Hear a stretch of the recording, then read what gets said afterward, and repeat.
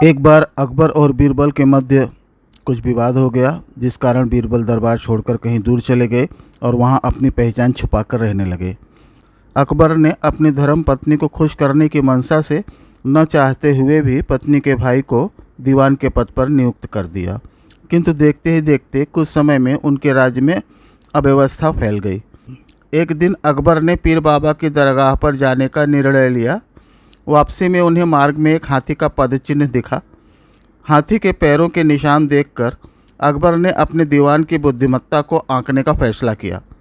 अकबर ने दीवान से 3 दिनों तक इन पद चिन्हों की रक्षा करने को कहा और स्वयं महल की ओर लौट गए।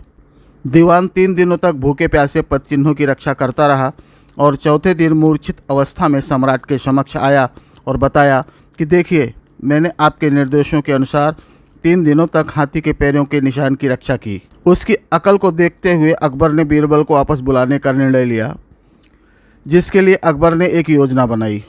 अकबर ने यह घोषणा की कि सरकारी कुओं पर कुछ विवाद चल रहा है, इसलिए आसपास के सभी जमींदार अपने कुओं को लेकर दरबार में आएं, नहीं तो उन्हें 10,000 स्वर्ण मुद्राओं का जुर्माना देना होगा।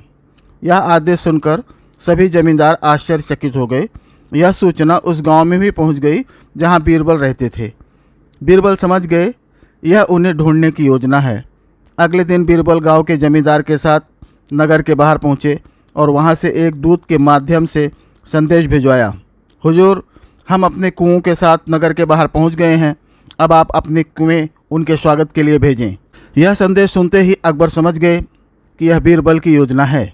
उन्होंने तुरंत अपने लोगों को बीरबल को खोजने और उन्हें वापस लाने के लिए भेजा।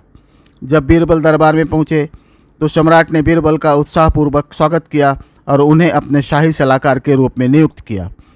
कुछ समय पश्चात अकबर ने हाथी के उस पदचिन्ह की रक्षा का कार्य बीरबल को सौंप दिया।